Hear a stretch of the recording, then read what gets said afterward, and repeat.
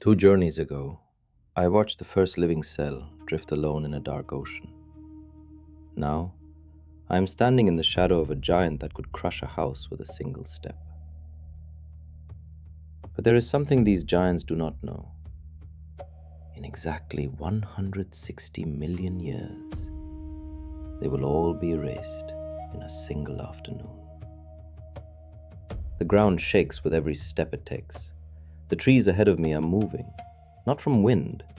Something is pushing through them. And then I see it. A neck rising above the canopy, 15 meters above the ground, swaying slowly as the animal beneath it moves. Its body is longer than a house.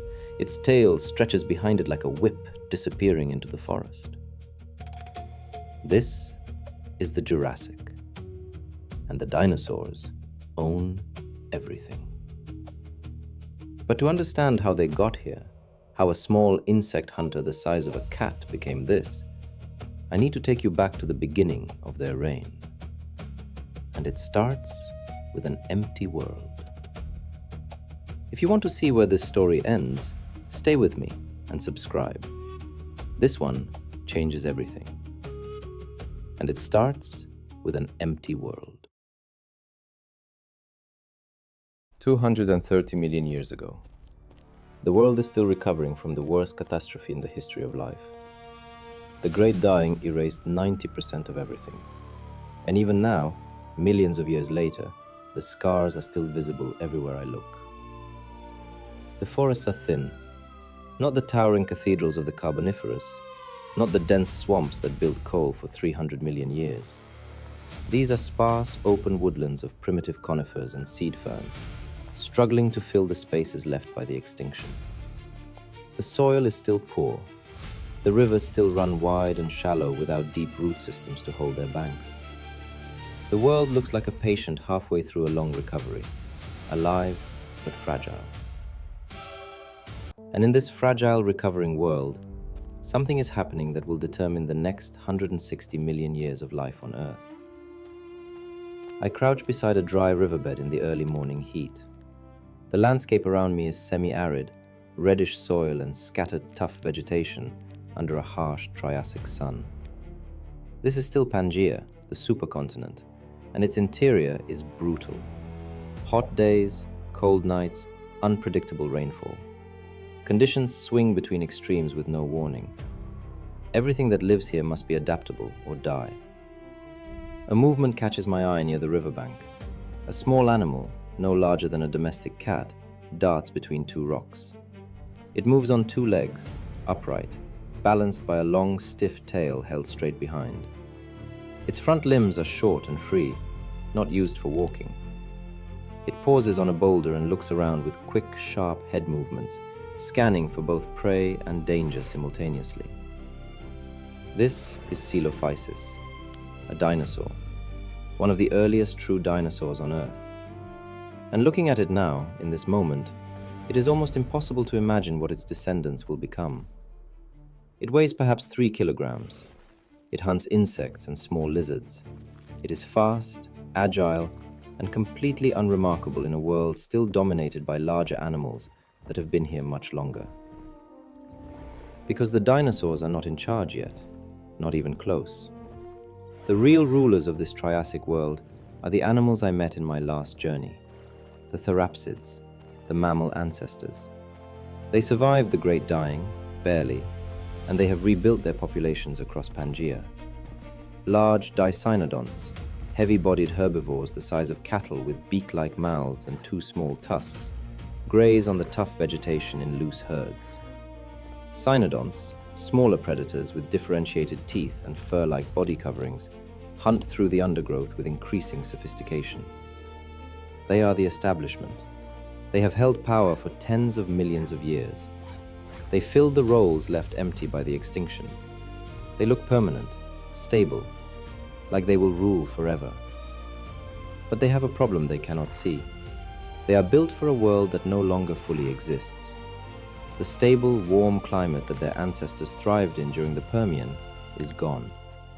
The Triassic is volatile. Temperatures swing wildly. Droughts last years. Monsoons flood entire basins. The therapsids can adapt, slowly, but their biology is heavy, their reproduction is slow, their energy demands are high. And the dinosaurs have none of these problems. I watch the Coelophysis hunt. It is a machine of efficiency. Light, hollow bones that weigh almost nothing. A respiratory system unlike anything the therapsids possess. Air flowing through the lungs in one direction through a system of air sacs, extracting oxygen with every breath, inhale and exhale, never wasting a single cycle. The therapsids breathe like you do, in and out through the same tubes, dead air mixing with fresh air in every breath. The dinosaurs breathe like birds, because birds are their descendants, and this system is devastatingly more efficient. It can run faster on less food. It can survive longer without water. It can tolerate heat that would kill a therapsid of the same size. And it reproduces by laying eggs, dozens at a time, each one a small investment compared to the therapsid strategy of carrying fewer, larger offspring to term internally. The Coelophysis catches a large beetle in its narrow jaws and swallows it whole. Then it looks up, alert, and sprints to the next patch of cover. A larger cynodont is moving through the area, and the small dinosaur wants no part of a confrontation. It is not a fighter, it is an opportunist. It lives in the gaps between the established powers, taking what they leave behind, going where they cannot be bothered to go. This is not a takeover. Not yet. This is coexistence. Dinosaurs and therapsids sharing the same world, the same forests, the same riverbanks. The therapsids are bigger, more numerous, more established. If you were standing here with me and I asked you to bet on which group would dominate the future, you would pick the therapsids. Anyone would. They look like winners. But the Triassic is not finished with this world. Approximately 201 million years ago, the Atlantic Ocean begins to open. Pangaea is finally breaking apart. And drifting, the tearing of the supercontinent along its seams, triggers another wave of massive volcanic eruptions, the Central Atlantic Magmatic Province. Lava pours across what will become Eastern North America, Western Africa, and Southern Europe. It is not as catastrophic as the Siberian traps that caused the Great Dying, but it is devastating enough. Carbon dioxide floods the atmosphere again. Temperatures spike. Ocean chemistry destabilizes. And the organisms that are already stressed by the volatile Triassic climate, the ones that are barely holding on, the ones that need stability to survive, are pushed past their breaking point. The therapsids collapse. Not all of them, but most. The large dicynodonts vanish entirely. The larger cynodonts disappear. The crurotarsans, the crocodile-line archosaurs that were the other major competitors of the dinosaurs, are decimated. Entire branches of the evolutionary tree that had survived the Great Dying and rebuilt for 30 million years are cut down in a geological instant. And the dinosaurs survive. Not because they are stronger, not because they are smarter, because they are lighter, faster, more efficient, and more adaptable to extreme conditions. The same qualities that made them marginal players in a stable world make them the ultimate survivors in a volatile one. I watched the aftermath unfold across compressed millions of years. The therapsid herds are gone from the floodplains. The large predators are gone from the riverbanks. The world is emptier than it has been since the recovery began. And into every empty space, every abandoned niche, every role left vacant by the fallen establishment, the dinosaurs step. They grow larger. Within a few million years of the extinction, dinosaurs the size of horses appear, then the size of elephants. They diversify into herbivores with long necks reaching the tops of conifer trees, predators with powerful jaws and increasingly sophisticated hunting strategies, armored species with plates and spines, fast runners with slender legs built for the open plains. The speed of the transformation is breathtaking.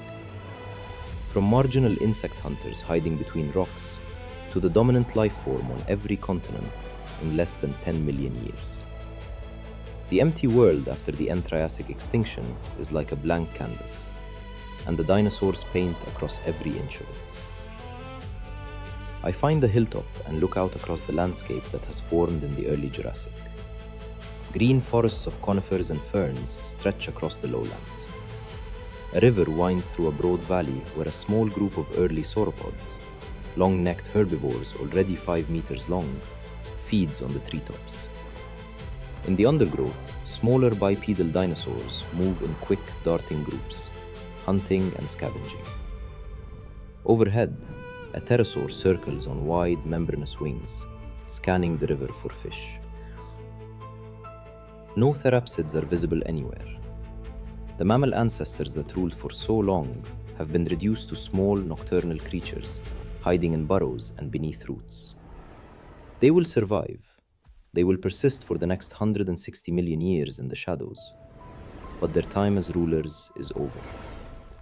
They will not reclaim the throne until a rock from space resets the board 160 million years from now. The world belongs to the dinosaurs, and they are just getting started. I am walking forward into the age of giants. I step into the Jurassic, and the world has transformed beyond anything I could have imagined. The thin, struggling forests of the Triassic are gone.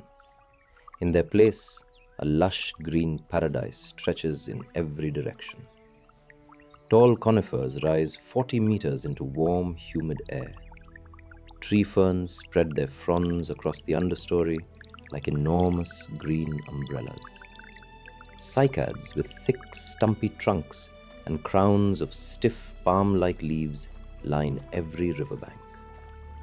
The air is warm, moist, and rich with oxygen. It feels like stepping into a greenhouse the size of a continent. There is no ice anywhere on Earth. The poles are temperate forests. The tropics are hot and wet.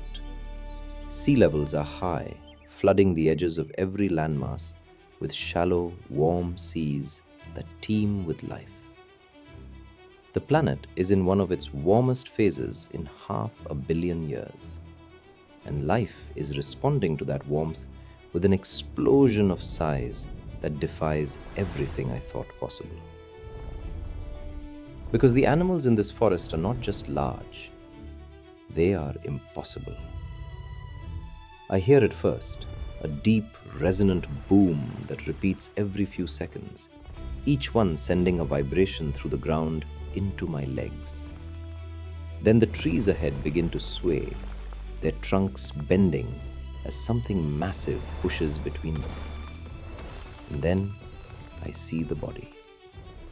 A wall of grey-brown skin moving between the conifers, so large that my brain refuses to process it as a single animal. It looks like a building, a moving cliff face of muscle and bone and skin that stretches longer than I can take in from a single viewpoint. The neck emerges above the canopy first. It rises at a shallow angle from enormous shoulders, extending forward and upward for 12 meters, longer than a bus, supported by vertebrae that are individually larger than my entire torso.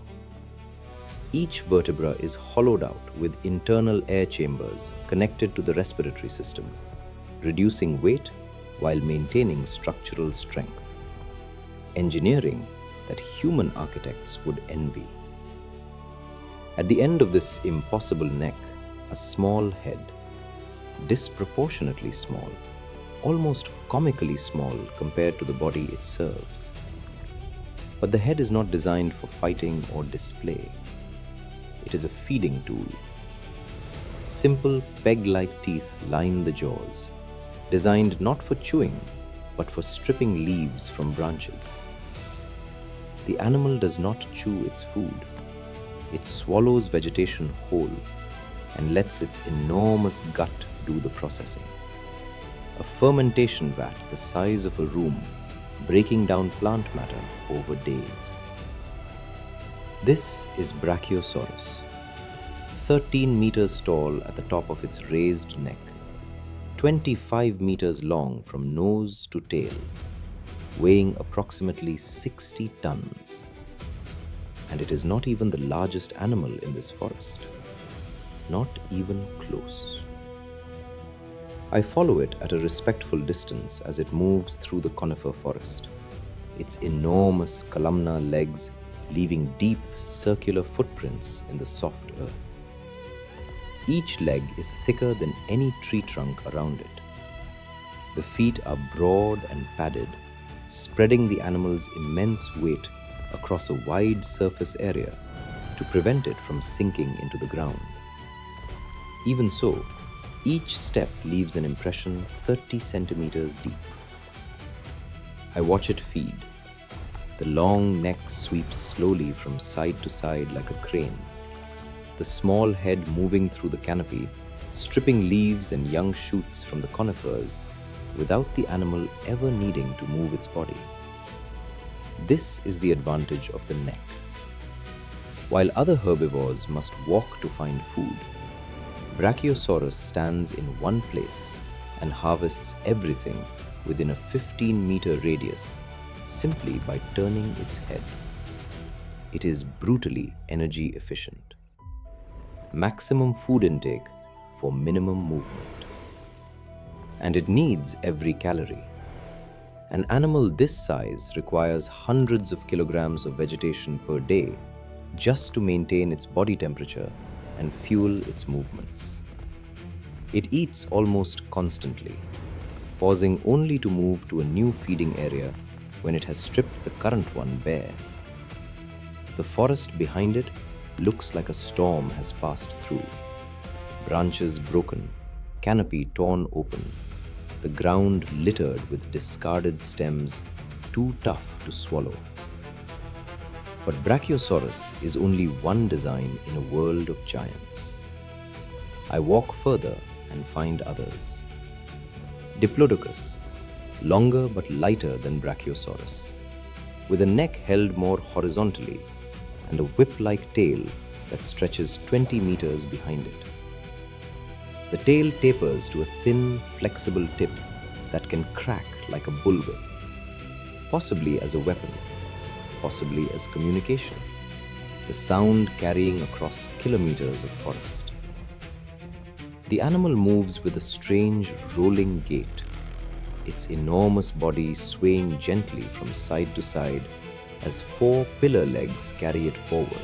And beyond Diplodocus, in the open floodplain near a wide, slow river, a small herd of Apatosaurus moves together.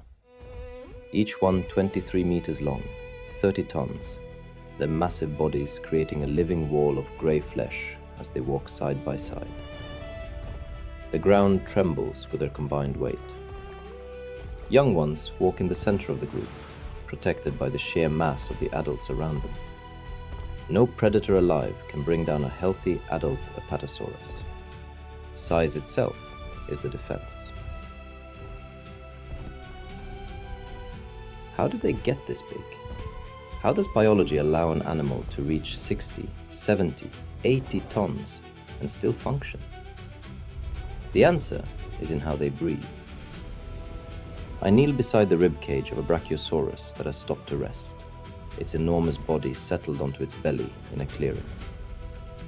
Through the thin skin between the ribs, I can see the chest cavity expanding and contracting with each breath. But this is not mammalian breathing.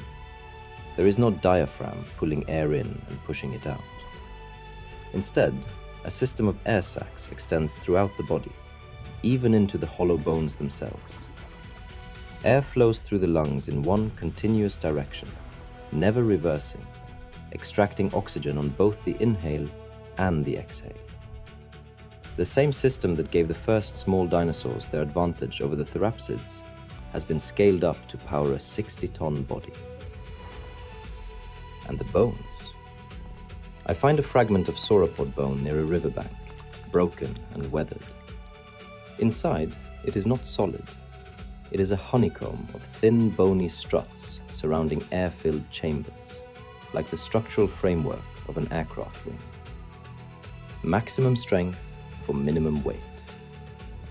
A solid bone of this size would be too heavy for the animal to lift. Evolution has engineered these skeletons with the same principles that human engineers will discover 300 million years later. They also grow fast. Bone analysis shows that sauropods could reach near adult size within 15 to 20 years, growing several tons per year during their fastest growth phase. They lay dozens of eggs at a time, each one small relative to the adult, about the size of a grapefruit. The strategy is quantity over quality. Produce many offspring, invest little in each one, and rely on the sheer number to ensure that some survive to adulthood. It is the opposite of the mammalian strategy that the therapsids passed down, the strategy of few offspring with heavy parental investment. But the land is not the only domain the giants have conquered. I walk to the coast, where the shallow, warm Jurassic Sea meets the shore. The water is clear and tropical, nothing like the dark, iron-rich oceans of the earlier eras. Coral reefs are building in the shallows. Fish of recognizable shapes dart between the formations. But beyond the reef, in the deeper water, shadows move that are not fish. An Ichthyosaurus breaks the surface 20 meters offshore, its streamlined body resembling a modern dolphin so closely that convergent evolution has essentially reinvented the same design. Large, round eyes, the largest relative to body size of any vertebrate that will ever live, scan the water for prey. It dives and is gone, hunting squid and fish in the deeper water with a speed and agility that no land animal could match in this medium. Further out, something larger. A Pliosaurus cruises through the open water with slow, powerful strokes of 4 massive, paddle-like flippers. Its skull alone is 2 meters long, lined with conical teeth designed for gripping large, slippery prey. It is the apex predator of the Jurassic Ocean, a 12-meter marine reptile that fills the same role that great white sharks and orcas will fill in the distant future. And above everything, the sky is not empty either. I look up and see a pteranodon gliding on thermals rising from the warm coastal cliffs. Its wingspan stretches 7 meters from tip to tip, a membranous wing of skin supported by one enormously elongated finger bone. It does not flap often, instead riding air currents with an efficiency that modern albatrosses would recognize. It scans the sea below for fish near the surface, then folds its wings and dives with startling precision. Land, sea, and sky.